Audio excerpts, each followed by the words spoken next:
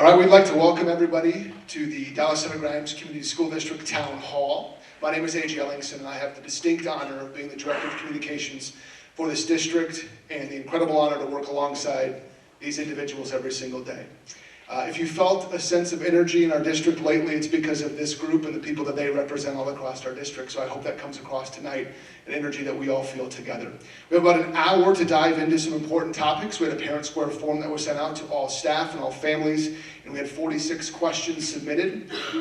We were able to group a couple of them similarly together, and then there are also a couple of specific questions that we will handle via email in the coming days. I'd like to turn this over to DCG's Interim Superintendent, Dr. Scott Bloom. He will spend a couple of minutes describing DCG and then hand it off to Associate Superintendent, Dr. Greg Carenza, to outline some of the major goals that we're working on as a district, and then we'll close out with a quick introduction with the rest of the people you see on stage. So here he is, Interim Superintendent, Dr. Scott Bloom. Thank you, AJ. Thank you. I'm just happy that this interim is not like super 50 font, bold. It's just a normal size, so thank you, everybody. Scott Bloom, it is a privilege to be here with you. Thank you for our family members and community members that came here and the folks that will be watching at home at their convenience. Thank you to AJ. AJ's been working his tail off to get this thing off the ground. It's important for our team and our school district to be good stewards to you, to be transparent, to be open, honest, and gain your thoughtful feedback. So that's why we're excited to be with you. This is my 20th year in education. This is 11 at DCG, 9 previously as a teacher in Waukee. And for the last 5 months, I've had the honor and privilege of being the interim superintendent. And I was excited about the role. I was excited to come in and just be around amazing people. And we call DCG home, so I was fired up. It is about times 100 of what I thought this role was going to be. I get to work alongside the greatest set of administrators that I've ever been around, from hard work to personable, to care for kids, to driven, to teamwork. It's an impressive thing to watch, and I'm in awe of their talents every day. And then I take that to the best part of my job is getting to be in all of our buildings in both Dallas Center and Grimes. And I thought I had appreciation for teaching, for staff, for kids. I've always loved it. It is, again, at a different degree. I was a high school person.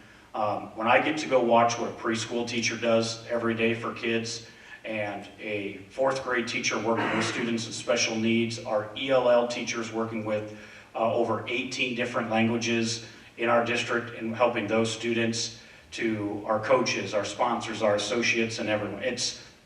It blows me away, and I don't say that lightly, of what this place is doing for our kids because of the amazing individuals that call DCG home. So it just has been an absolute treat. I'm so proud of this group again for leading us, for welcoming me into this role, and for you all for entrusting me for however long it may be in this role. I'm grateful to each and every one of you. I just want to share we're excited about getting these answers out to you. I want you all to know during this forum and afterward, we are an open book. Transparency, honesty, we work for you. We've got some expertise. We appreciate when we are trusted to do our job because of our backgrounds, our colleges, our experience. So we appreciate that. And I've shared from day one with all of our staff that we're going to keep score both ways this school year. We are absolutely going to own the challenges where we screw up. We're going to say sorry, and that's my fault, and own the challenges that we've got at DCG and get better. At the same time, I've asked all of them, our staff, and would graciously ask our families to keep score the other way as well. When we see all the amazing things that our kids are doing, that our staff is doing, that we tell them thank you, we appreciate what they do, because we are truly in this together, and that's why we say keep score both ways. Own the stuff we need to grow at, and let's celebrate the amazing things, because we can do both at the same time. So thank you again for the opportunity this year, and I think you'll enjoy the amazing folks on the stage that are ready to share their heart and soul with you. Thank you. Dr. Carenza. Okay, so good evening. My name is Greg Carenza, Associate Superintendent of Schools here for Dallas Center Grimes. This is 2.0 version of Greg Carenza because I was here previously many years ago as the Director of Teaching and Learning. This is my 26th year of education, so it's exciting to see all the changes that have come about and all the potential here in Dallas Center Grimes, and so thank you. I also want to thank all of you for being here. That's really remarkable when we see parents here, and we'll talk in just a minute about the parent connection, how important that is for developing good schools. So thank you for your commitment of time away from your families. It's good to be here.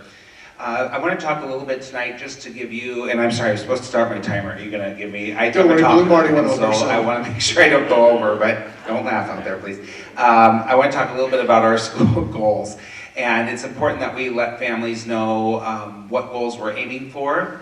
These were developed in coordination with our School Improvement Advisory Committee and also our teachers and our administrative staff. So these would have been developed at the end of last year, and I feel like they really get at the heart of the work that we need to tackle this year. The first one would be, our first goal is to, and I would add a word in front of hiring, I'd add the word attract. Is we need to get teachers and prospective teachers here to the district so they can see the wonderful things that are happening here. We need to hire and have good hiring processes that get teachers here. And then lastly, retaining them. That's quite an issue right now nationwide. We want to make sure that we're providing a workplace where people are excited to be here and want to serve our students at high levels. Next, we're going to deal with anti-bullying concerns. This is also a very timely topic. We're working to create safe schools where students, from the moment they're here till the moment that they leave, that they feel safe, because you can't learn until you feel safe. And so working to in-service our administrators and our teachers on how to address and document and work to teach positive pro-social behaviors. Our third goal is improving teaching, so that's increasing the engagement, and I don't think engagement is just for our teachers or for our students, it's for everyone. How do we look at and understand when everyone is engaged in the work, we get deeper learning and deeper connections being made. We'll talk about lack of hope for the future this year. How do we overcome barriers? How do we become more resilient in our work? How do we work to help students become more resilient? And so that they can grow into happy, healthy young adults. And the last one would be a lack of student voice. So we know that we need to have our students represented at all levels of our organization and working to find ways that we can encourage students to be involved. And that's exciting. Whether you're talking to a kindergartner or a 12th grader, they're going to tell you like it is, and I appreciate that about them. The next slide really shows the heart of our work here, and this is this idea of the keys to school improvement really lie at the center of three big key ideas. That's that engagement, staff engagement, student engagement, administrative engagement, community engagement. When we have clear direction, that's our systems work. What are we going to do to make sure that everyone is clear about where we're going and the work that we want to achieve? And then this idea of continual improvement. And I think Dr. Bloom spoke to that perfectly, which is we can continue to get better as an organization. We recognize that we are not perfect, but we also have a lot that we're proud of. And so when we continue to look at our work in a cycle of, oh no, I still have 3 more slides to go. This is not going to... Slides. Well, we might have to delay that candidate forum after this if I keep going, folks. That tells you something right there. Anyways, I'm just going to have AJ zoom through these next slides, which include the 9 characteristics of high-performing schools. And we know that we need to have a clear and shared focus, high standards for all. We're going to help continue to grow school leaders, whether it's teacher leaders, our administrative staff. We need to have high levels of collaboration and communication. We're going to take a deep dive into curriculum instruction and assessment. We'll look at assessment as a big one, a big target for us this year. And then the last 3, we're going to continue to get focused professional development for all of our staff.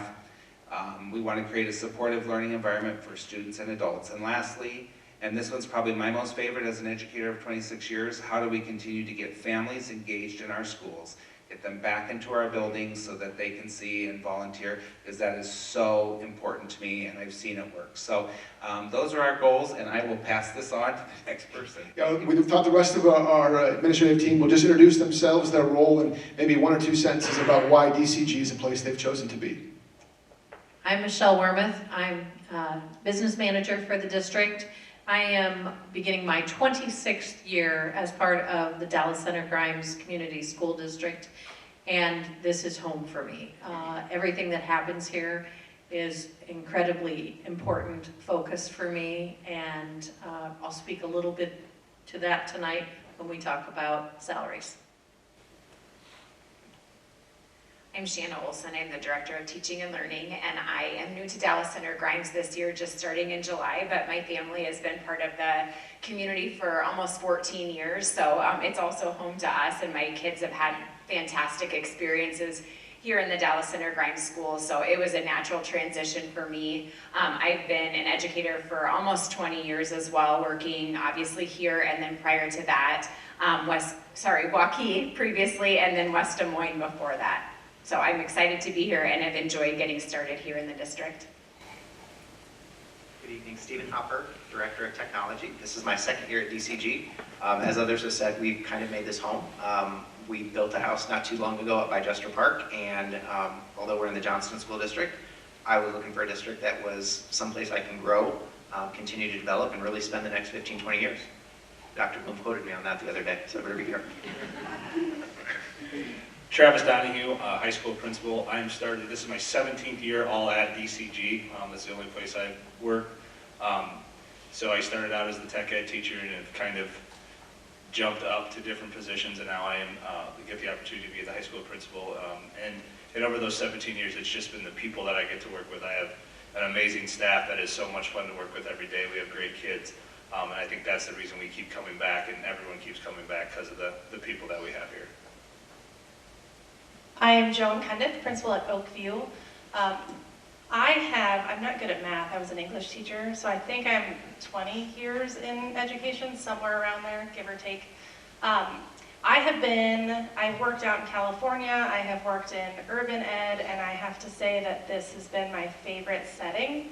I think that the thing I'm enjoying the most is the involvement in families and how they want to help their student, and they want to help me get better. Sometimes it's direct and sometimes it's very helpful. But I love hearing that because I want to learn and grow and be the best person, so that way I can help our students to learn and grow and be the best versions of themselves. My name is Jerry Halas. I'm the middle school principal in Dallas Center. One of the things I love about Dallas Center is it reminds me of my childhood upbringing. I'm a small town guy. I was a teacher for 16 years and started out teaching 5th grade, and currently I'm now the administrator of 5th graders, so I love the fact that I'm kind of back to my first love that got me started. I'm in my 15th year at Dallas Center Grimes as a principal, so I'm in my 31st year. The staff is amazing. I love the kids, and our parent support has really helped me in my career, and I'm very grateful. Good evening, I'm April Heitland. I'm the principal at Northridge Elementary. I am this is my 24th year in education, my 17th year in the district. The reason that I love DCG would be, of course, the people.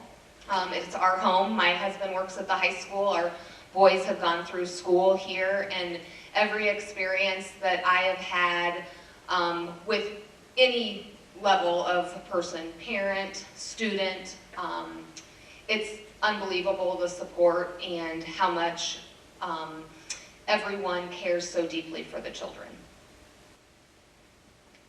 Good evening. My name is Deb Kale, and I'm the principal at Dallas Center Elementary and the preschool director. This is my 7th year in the district and my 35th year of teaching or in education. And what drew me to Dallas Center Grimes were the people, the relationships. It's just amazing. I have the privilege of working with staff who put students first. It's all about relationships with each other, with the students, and with the families, and that's what keeps me coming every single day. I'm Diane Williamson, the principal at Heritage Elementary. I'm trying to do the math in my head. So 33 years, this is my 33rd year in education. I've worked out of state in lots of different places around the metro area. But I've spent a third of my career here, so this is my 11th year being at Dallas Center Grimes, and I will tell you just simply that it feels like home. It's the one place that I've been. I've never stayed in a district as long as I have here, and I really enjoy it here. Just it's the people. Everyone keeps saying that, I know, but it just really is. It feels like people care about each other here at all different levels, and so it's just home. So I want to finish my career here at home. I'm stressed because I'm afraid a timer's going to go off at some point. So, I'm Patty Morris. I'm the principal at South Prairie Elementary. I don't know how many years I've been in education, 30-some. I've lost track. I've been in every level from kindergarten through. I was even a high school principal for a very short time, and I don't plan to go back to that. In case you have any ideas, I've been in different states. My husband was a Marine, so moved around a little bit. Been in different states, different grade levels, principal, teacher, curriculum director, a lot of different things. Landed at DCG. This is my 10th year here. This is, like Diane, it's the longest I've been in a position, and I plan to stay here because it does feel like home. I think I have amazing support from my families. We have a very strong PTO. I think it's stronger than it's ever been this year. They're very supportive, and I have the most amazing staff and students, and just love each and every one of them, and they're very loyal, and I don't think I'd want to be anywhere else. Okay, appreciate it. Thank you, team. All right, so we had 46 total questions submitted. We've broken it down into a couple of different areas, and we're going to answer 16 this evening. The first one will be answered by Dr. Bloom. Even though Grimes is one of the fastest growing cities in Iowa, our student enrollment numbers are down for the first time in almost 30 years. Do you think the new voucher program is driving this, and what effect will it have on our budget, students, and staff? All right, thank you, AJ. And 2 minutes, start. All right. Sorry for the last question. So we kind of got two answers here. First and foremost, on the general enrollment, we are down 2 students. So as we compare last year to this year, we are officially down 2 students. The concern and challenge, and I'm a glass half full guy, always optimistic, but the challenge is DCG over the past 30 years has averaged anywhere from 50 to about 100 new students every year. And to just give you a quick kind of school math, every student at DCG is worth about $7,500 or so from the state. So if we're down 50 to 100 students times $7,500, that's hundreds of thousands of dollars that we will not have to educate our students and do the awesome stuff that we do in our district. So next year, we want to pay people more. The lights are going to cost a little more. I'm guessing materials will cost a little bit more, etc. So that is just going to be our unique challenge of how do we tackle some of these enrollment numbers for now and still offer the same incredible things. And that's not going to be an excuse. We're going to do it, but that's the reality of where we are. We are down for the first time in 30 years, and that's going to be a challenge, and we're going to need continued support. As for the voucher system, as of today, that's not a big deal to us. We have 2 students that are using the voucher from the state this year. We had 25 or so students over the last couple of years that have already gone to private school, enrolled in our district. So the voucher this year added 2 additional students, so that at this time is not a significant impact on our budget. At the same time, I will still be the lead champion for DCG and for public schools because I think it is the greatest education system there is, so you'll always hear that from me. But our enrollment and budget is a real challenge for us. Thank you, Dr. Bloom. Our second question is to Dr. Carenza. A teacher with 20 years of experience at DCG has seen a recent rise in mental health needs for students in our district. What is DCG doing to address this issue?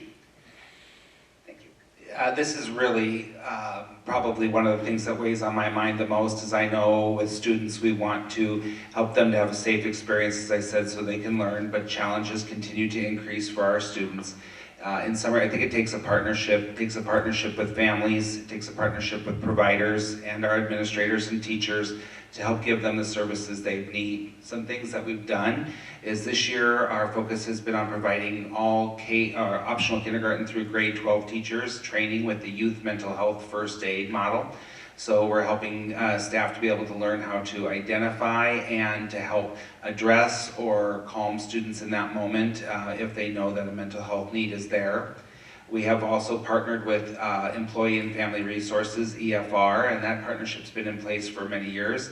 But we also have added an additional counselor, I believe, at Oakview this year, as well as at the high school and the middle school, to help provide those services here on site so that students don't have to leave but can access any help that they may need.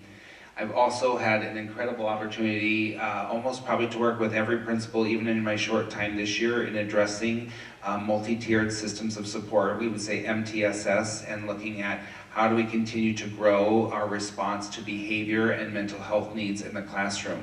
This is a priority of the school improvement department, as we need to maybe make that process a little more standardized across our district. But how do we give teachers the tools that they need and the training to identify mental health needs, also to intervene and provide appropriate supports for our students.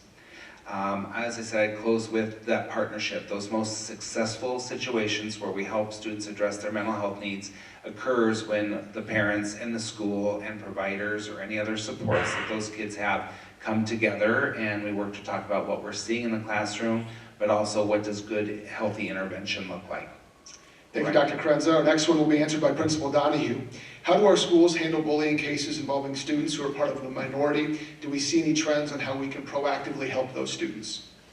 Yeah, so bullying and harassment is something that we struggle with, and especially now with technology. You know, we see at the high school a lot of issues that are happening that are outside of school, that get brought into school on just different social media platforms.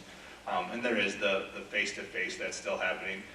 When we look at what we do at the high school to kind of combat that, we are having conversations about our investigation process into bullying to kind of beef that up a little bit, so we are collecting data a little bit better on those students and making sure that we're communicating.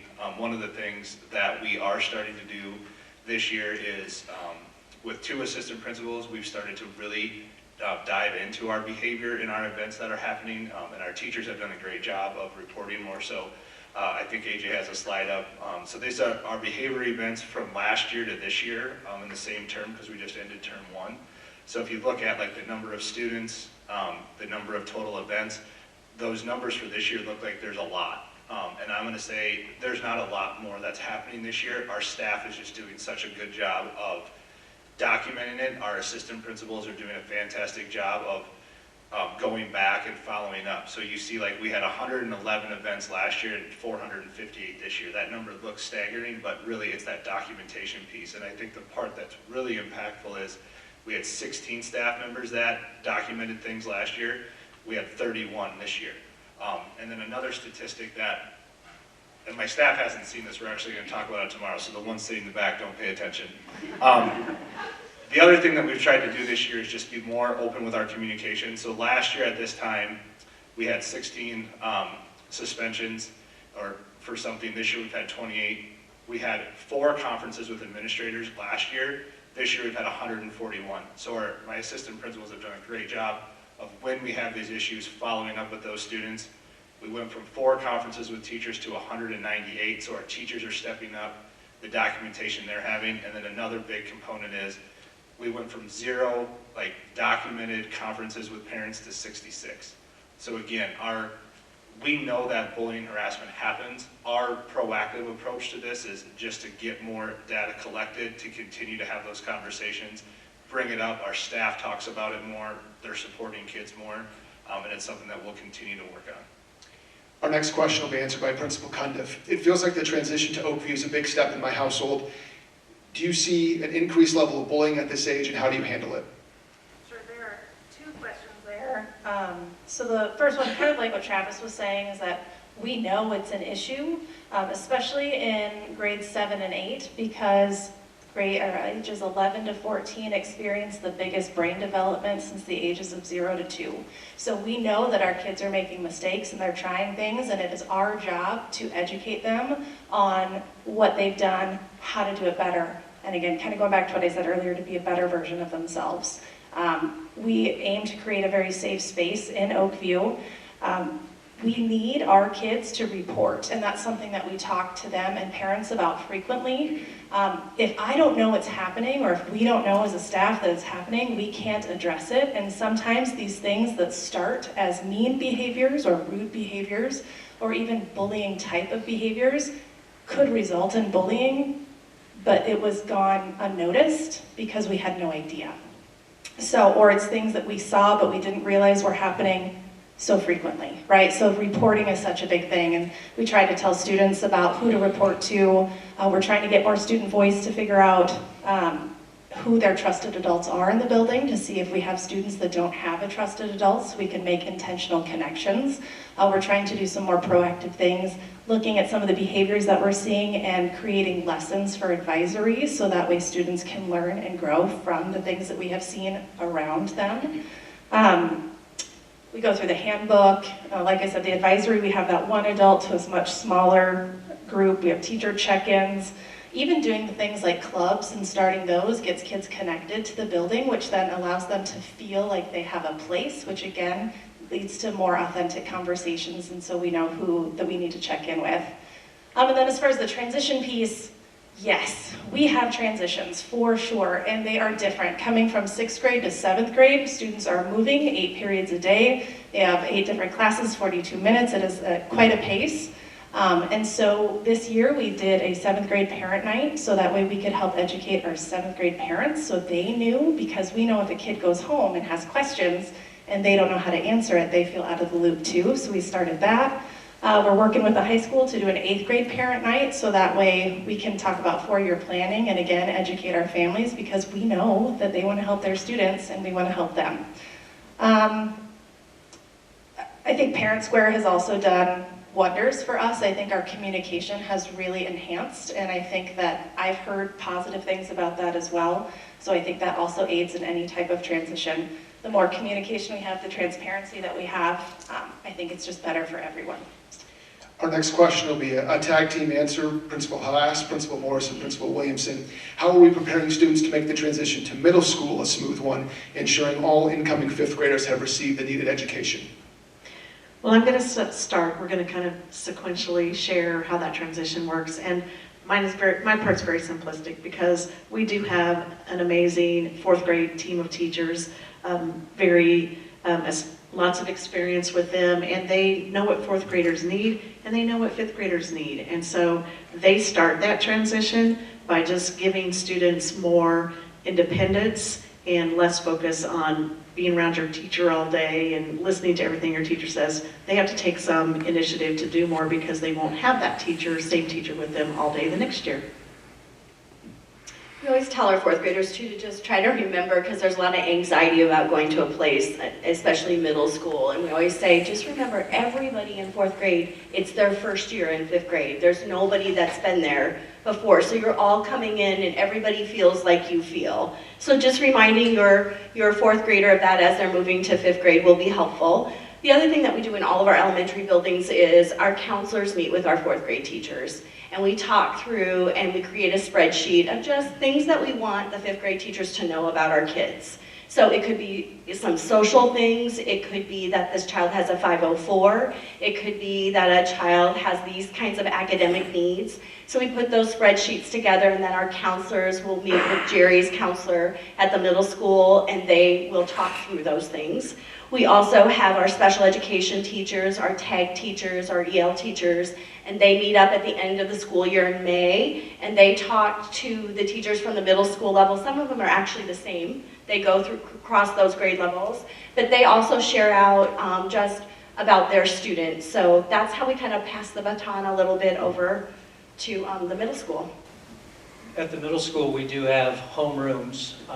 We are split between literacy and math teachers, so there are 2 teachers that the students are responsible to go to those classes. But in the spring, our counselor visits each of the elementaries and also selects a few 5th graders to attend those meetings as well, to do a Q&A, to talk about what the 5th grade experience is like. I think that's really good for those 4th graders to see actual 5th graders talking about it, and they're doing just fine. They're actually they enjoy the experience. We were able to hire a second counselor going into this year, and so that has helped also in just supporting students and supporting the teachers, especially with our fifth graders.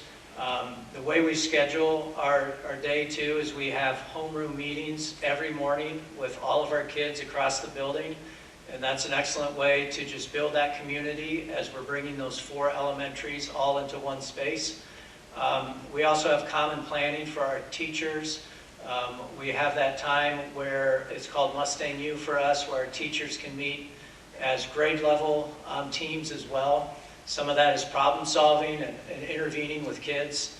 And tomorrow I will have a pod meeting we have 4 pods, and I will meet with each one. They'll all come in, they'll sit down. Again, we're just trying to build community within, new friendships, new relationships, and not to mention they get to eat together in that pod. They also are going out to recess together. And our teachers are everywhere. We're scheduled to supervise and be all around the building. And that's been a really key factor in helping our kids transition over to the middle school. Dr. Bloom will answer our next question. Will busing still be offered to Oakview and the high school once sidewalks are completed to these schools?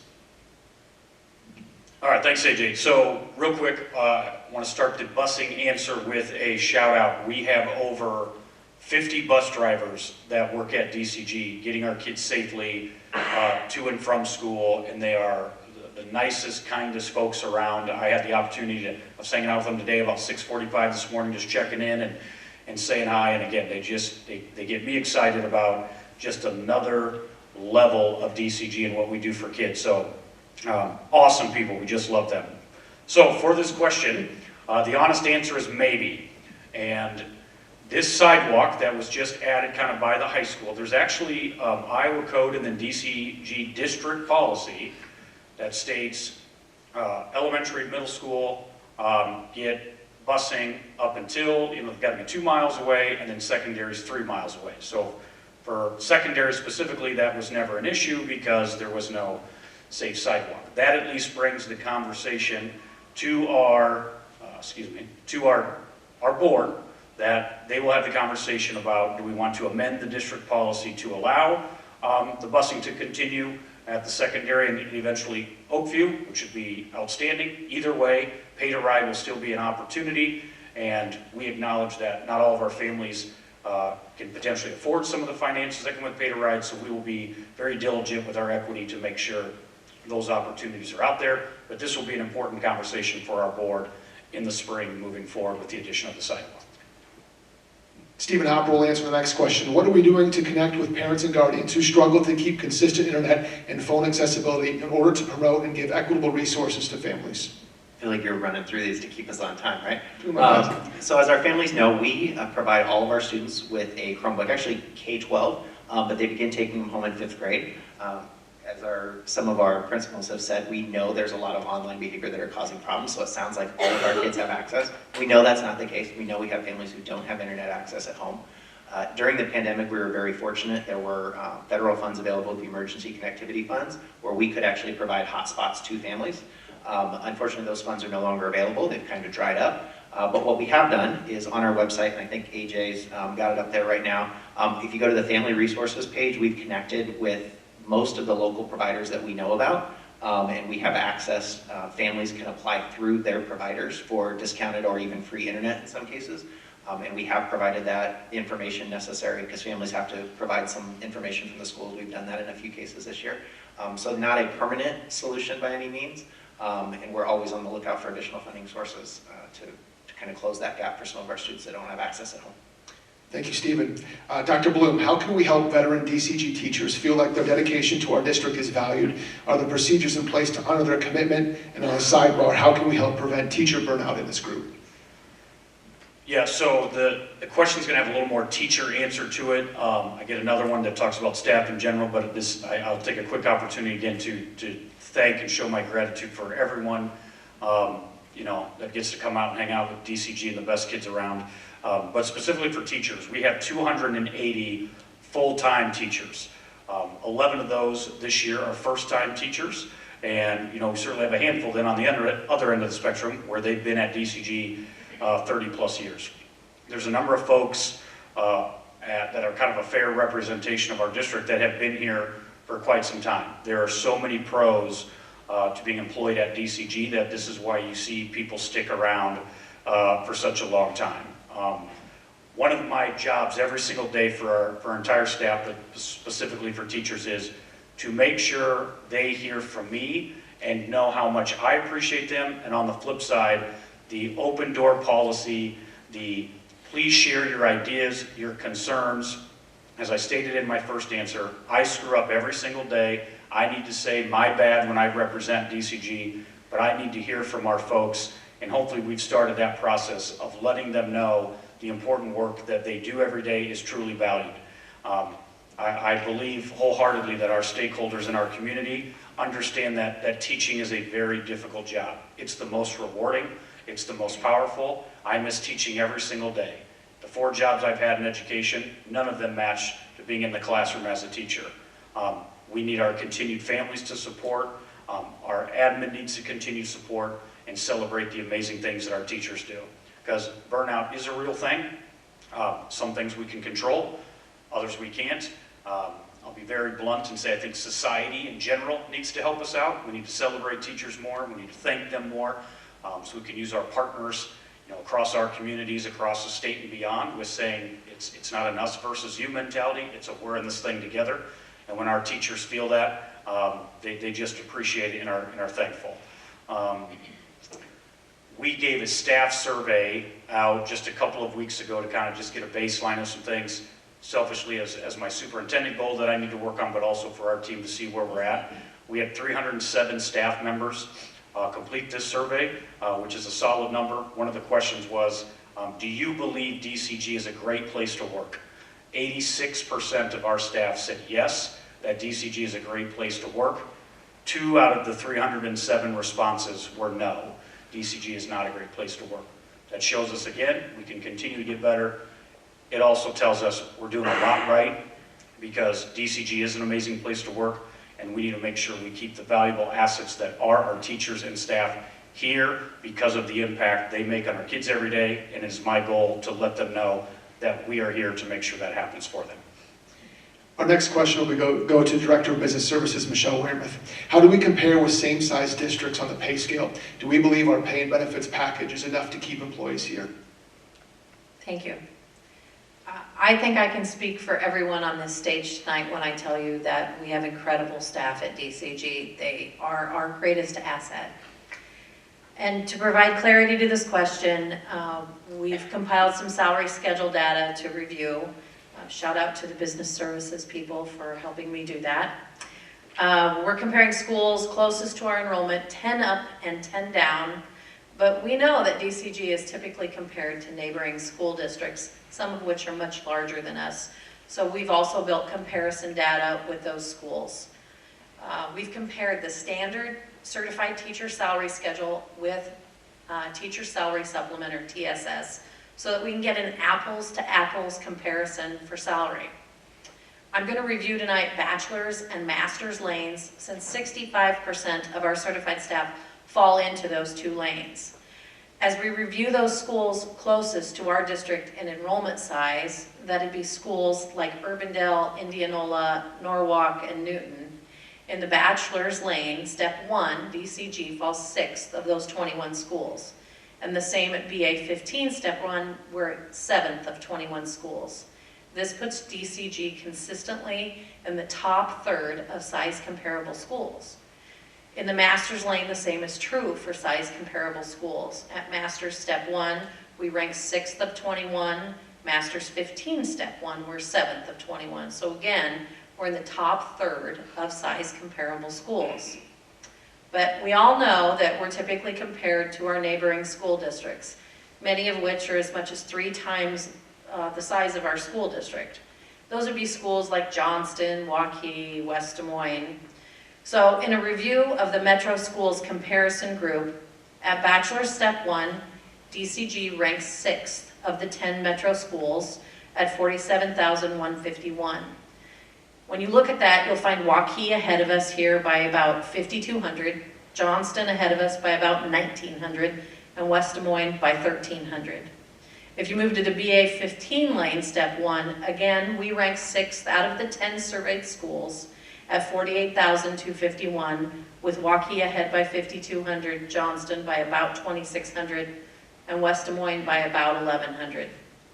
So what about the master's lanes in comparison to our neighboring metro schools? Well, at MA lane step 5, a little higher up the scale, DCG ranks 6 of 10, 55,491, with Waukee ahead of us there by about 3,800, Johnston ahead of us about 3,300, and West Des Moines actually below us there by 1,500. A little further up the scale at MA 15 step 10, so a little more tenured step, surveyed schools, DCG ranks 7th of 10 at 60,416, showing Waukee ahead of us 4,300, Johnston 4,200, and West Des Moines $200. So what do we learn from this? We're not at the bottom, and we're not at the top. We are consistently running in the top third of size-alike schools and right in the middle of the pack in the metro area schools. And in a picture of full compensation, DCG is very strong in the benefits area in comparison to many other schools in the metro. And there are other factors that make working at DCG the amazing choice that many of you have already made. So let's talk about classified staff wages. Our negotiations committee has worked very hard to improve wages for classified staff in an effort to recruit and retain the amazing people that we have working as classified staff at DCG. Over the last 5 years, the associate starting wage scale has increased 33%. Bus driver starting wage has increased 12.5%, and custodian starting wage scale has increased nearly 18%. Also, for our classified staff, over 90% have the full benefits package in addition to salary compensation, which is not the case in many metro schools. I hope that I've provided some clarity and data as we compare both metro and size-alike school districts today, and that you leave today knowing that we continue to work really hard toward improving our total compensation for all of our groups when and where it's financially responsible to do so. And that we take recruitment and retention very seriously. For high-quality staff is our top priority. I want you to know this comparison work is something that we're thinking about in the business office every day. And it's important that we are competitive with both size-alike schools and metro area schools that are our next-door neighbors. Thank you. Thank you, Michelle. Shannon Olson will answer our next question. Are we looking to update our ELA curriculum to be more research-based? Thank you. So some of the work that I've gotten to start doing has been really exciting. Just one of the things that we rolled out with teachers yesterday and shared was a curriculum review cycle. And the purpose for that is to ensure that every content area is considered for curriculum and resource updates. That includes reviewing educational standards, making sure that our practices align with those standards. Our ELA team, our English and Language Arts team, has spent a lot of time over the last 2 years engaging that exact work that I was describing. Being new to this role, it's been really important for me to take time and learn about that work, as well as what those practices and resources are. So that's what I've spent a lot of time engaging in with our ELA teachers so far this year. One step that we've taken already has been asking to the K-6, so kindergarten through 6th grade English Language Arts teachers, to have a conversation around what resources we have in each of the areas that support reading, so phonemic awareness, phonics, fluency, vocabulary, and comprehension, as well as writing, so that we're looking across all of those areas and ensuring that we're using evidence-based practices and resources that will benefit all of our students. And that's just part of an ongoing conversation to ensure that we're looking at all of those and building that guaranteed and viable curriculum for students across all of our buildings. Thank you, Shannon. Our next question will be to Dr. Bloom. What is the district doing to attract new staff members, specifically in the support staff role? So again, to reiterate, it's my goal every day to support, remind, and encourage all of our folks, because we couldn't do it with every one of them. If If we are missing any person in our critical role, we're just not as good as we can be. So they're all valued. It was amazing learning for me as well when working with Michelle in my new role to learn about some of the tangible things, some of the dollars and cents pieces. Okay, again, to be very clear, we have improvements to make in salaries. We have to improve in these areas, and I am extremely proud of the administrative team, the folks before me, our school board, that have made this a priority, and we will continue to make it a priority. I would have been one of the ones that would have assumed that we were multiple dollars per hour off, that we were $8,000 to $10,000 off between some of our metro schools. It was my learning as well that that's just not the case. So on the tangible side, we will continue to make this a focus area, and we will continue to improve. I am thankful that that work over the last 5 years is really truly closing the gap that Michelle so clearly shared with you. Now, on the touchy-feely stuff, which was kind of my specialty, the intrinsic things about why you are valued, in my opinion, have a tangible number as well. Right? When I've been able to hire as the high school principal, I've had the privilege of being in interviews with all of these folks as well, and when we hear from candidates, they're coming to DCG, they are not talking about the dollars and cents. They know what it is, it's pretty straightforward. They're talking about the impact they can have in class sizes. They're talking about being able to reach out to your administrator because they check in with them on the weekend. They know that our support staff, just like our classified and certified staff, all have the opportunity to have their voices heard with us. And so again, we'll improve on the tangible things, we'll improve on the intrinsic things, but having forums like this, the surveys, having this group of people be visible, not only in their buildings but out in the community, hopefully is reminding all of our people how important they are, that we can't do without them, because climate and culture is going to be my thing. Our thing is what we will, put our hat on, is that caring for people will be the top priority, and if we do that, everything else will get taken care of. Thank you, Dr. Bloom. The next question will be to Dr. Karenza. There's new legislation that impacts public schools in Iowa. Stakeholders have asked about 3 specific topics: sex ed curriculum, library materials, and the student behavior policy. Could you explain the process at DCG? Yeah, I think this is an excellent question, and one that I've probably dealt with quite a bit during my arrival here to the district, and I think it's important to give important information out to families about our work with this. So I'm going to start first with Senate File 496, which is the parent, I wrote down some of the names of the files, but the Education Omnibus and the Parents' Rights Bill. So I think it goes back to what we started the work probably at the time of the legislation being signed, if not towards the end of May, where our administrative teams that were in place prior to last year, and then our team now really is looking at 3 things, and I wrote them down because I think they're important. Number 1 is to read and understand the legislation that was enacted. When you get that legislative bill, it has a lot of information into it, and so we really took time to study it. There's some interpretation that has to happen, and so we've taken our time with that. 2, that we've had the chance to plan for how we're going to carry out that legislation and that we're going to have it implemented.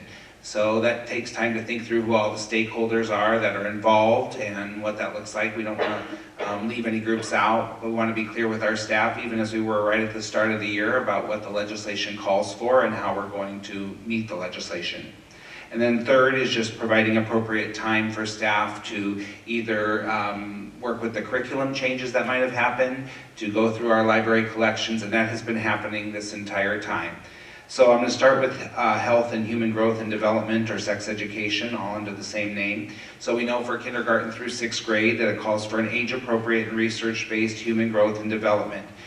The law provided a definition of age-appropriate, meaning topics, messages, teaching methods suitable to particular age groups of children and adolescents based on developing cognitive, emotional, and behavioral capacity typical to the age of the age or age group. It also clearly defined that it does not include, age-appropriate does not include the legislation of 702.12, which is the Sex Acts legislation. So we know that human growth and development for grades K through 6 has to be developmentally appropriate, and our curriculum process and research based on our curriculum process has stayed the course with that, so we have good instruction there. We also have to make sure that we're prohibiting instruction on sexual orientation and gender identification. That's part of the law. So we work with our teachers to understand what is appropriate and what is not appropriate content. There was some language that was struck with regards to AIDS, K-12 and 7-12 with regards to HPV and vaccines related to HPV. I think most of all with regards to the human growth and development legislation, it's important to recognize that we have really highly qualified teachers that are there to teach this content. While the content itself may be uncomfortable to either adults or it certainly isn't to our staff. The second piece that I would encourage parents to do is to please reach out to those classroom teachers with questions that you may have. If you wish to view the content, please do so. We're not here to hide anything. We're willing to share that. We can be transparent.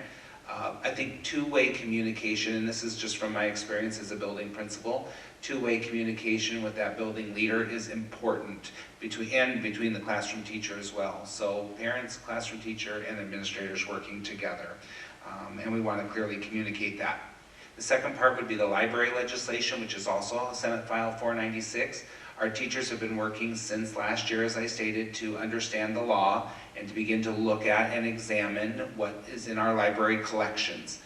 That process takes a while, but even at the start of this year, we have met with our K-12 librarian team and also with our classroom teachers as these and books that are determined not to be appropriate must also not only be out of our libraries, but also out of our classroom libraries.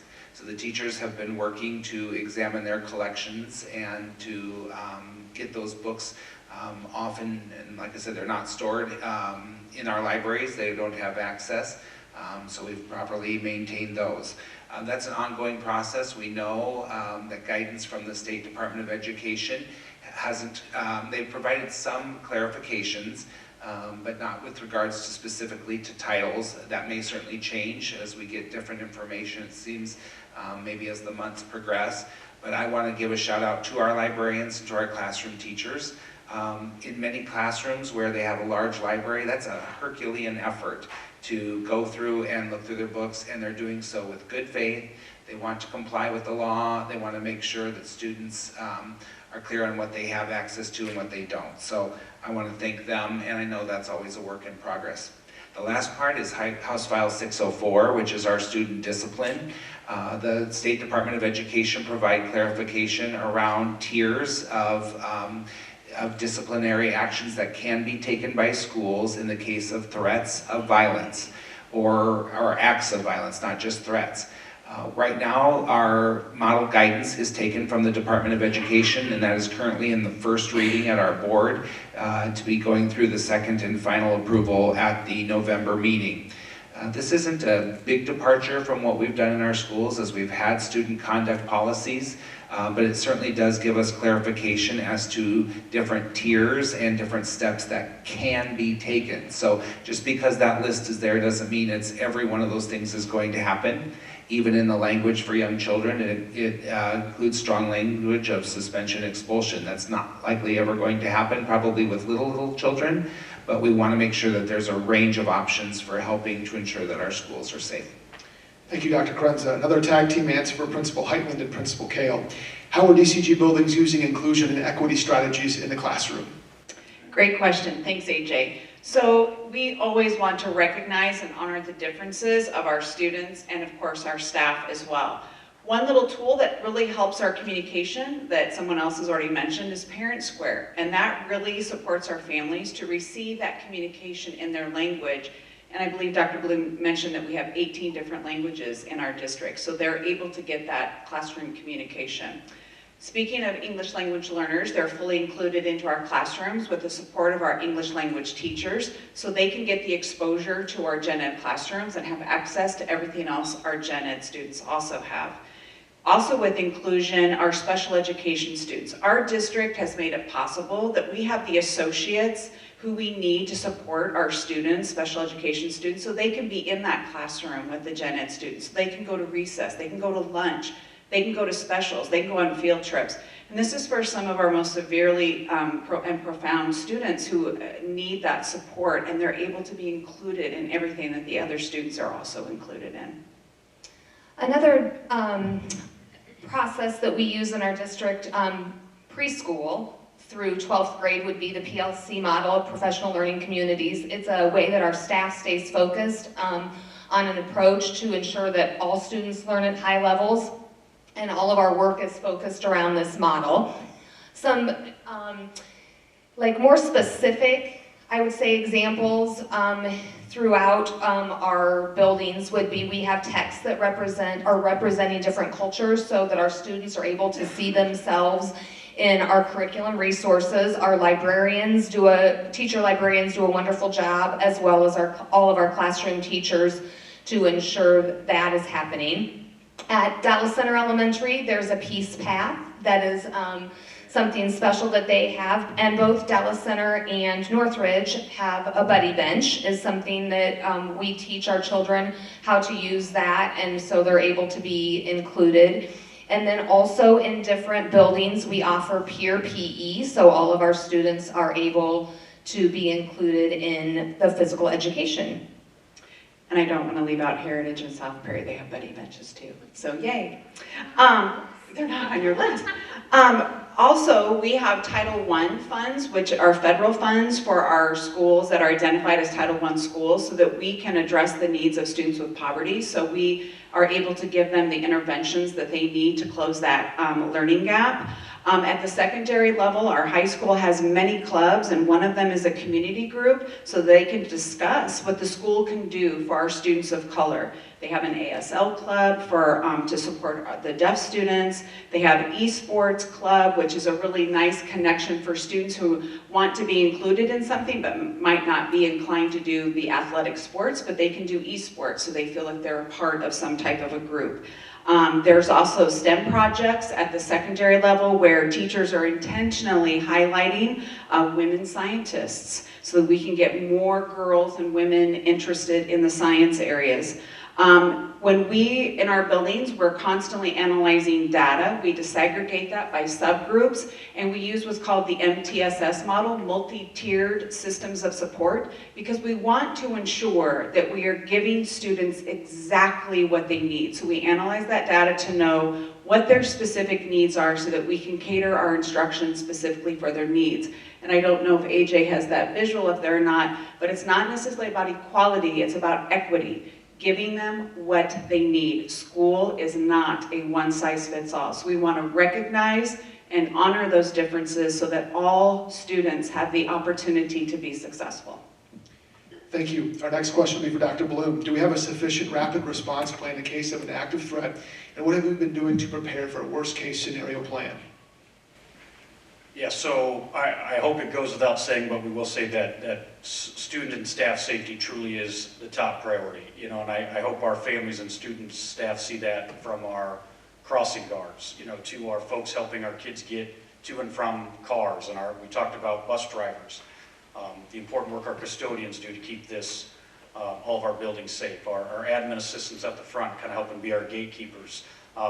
There's a lot that goes on behind the scenes. At the same time, this is an area we cannot get comfortable in, and certainly an area that we need to constantly be monitoring and improving. We have a district safety team, representation from all across our district, various roles, various buildings, that does incredible work. They help organize running our fire drills, tornado drills, different non-emergency lockdown drills. Just everything kind of goes through them to help make sure people are safe.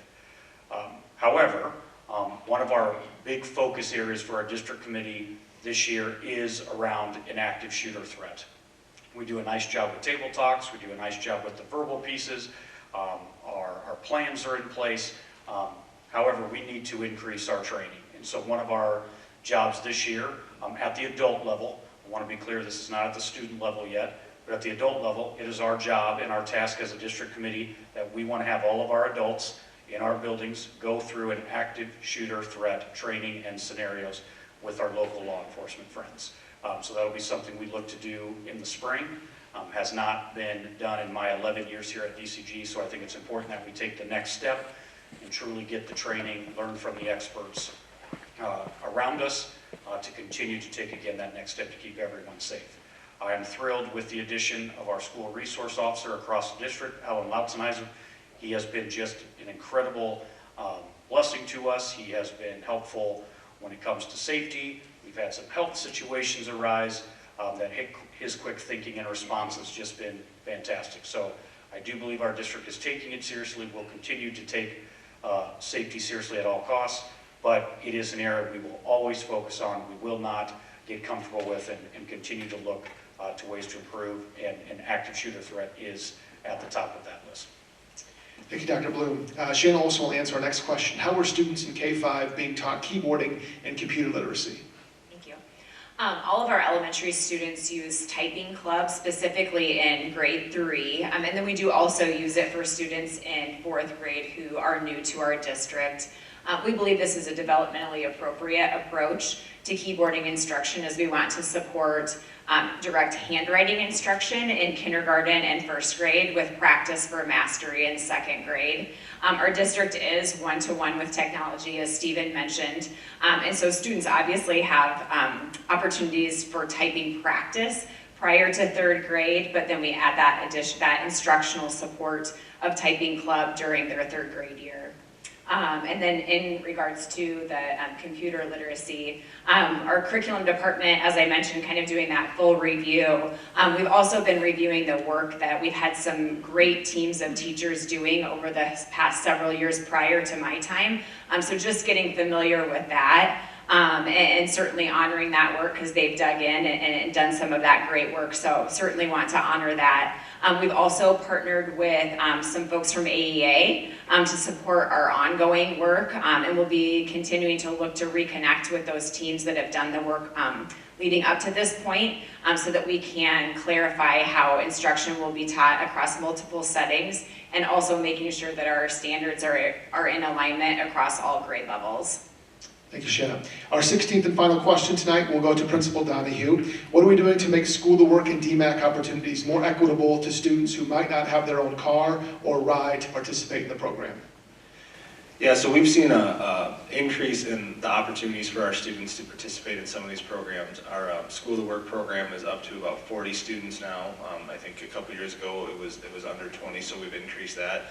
There's a lot of our students who are going to different opportunities at DMAC, career academies, and different online courses. We also have opportunities for students to go to Central Campus, to Waukee, Apex. So this does create some challenges because there are so many opportunities. A few of the things that we have done over the years, especially in School to Work, our School to Work coordinator is working to find partnerships with different organizations. So one is like Absolute Group, which is an organization that has a lot of different opportunities for students in the trades. So I think we have 5 students that are going there, so they can carpool. They're all going to the same place. So we're trying to build some of those partnerships. We also, when we look at some of our career academy courses that students take, we try to connect those students together. So even if they all have a vehicle, that they're not driving by themselves all the time, if they're going to Ankeny, if they're going to Perry, so they have those options. Our online options for DMAC have really increased. A lot of our students will take online DMAC classes where they can still come to school. If they ride the bus, they can still have those classes on site through that online platform. We also try to use the resources around us. We have 4 students in our School to Work program this year that are going to elementaries in our district, so it's a little bit shorter of a commute if they need help getting there. We've had students in the bus barn before. We've done different things around. So it's really that combination of what we can do with options for the online. We're also increasing some of our AP courses that we're offering, so our dual credit courses that we're offering in-house, so a student doesn't have to go to DMAC for some of those courses. So it is a challenge to kind of have these opportunities for everyone. It's a challenge that our counseling department, when they work with our students, they try to have conversations about what they need and how to get there. And again, because we have such great families and such great students, we have students that will carpool, that will, they'll take someone with them because they're going, even if they're not going to the same place, they're going by the same place, or if they're having to go to DMAC at close to the same time. So we lean on that a little bit, but it's definitely something we need to continue to try to improve. Thank you very much. And as we mentioned, we had 46 total questions submitted. We answered 16 of them tonight. There will be a couple more going out for specific answers via email this week. I just want to say thank you to all of you. I'll send you a text later, but I want you to know how much I appreciate doing this. with us tonight. I'm sure the community appreciates you as well. We will, there we go. Thank you. I think I can speak on behalf of this incredible team is that we're committed to partnering with our district in any way that we can to make DCG this incredible place. So thank you for being here.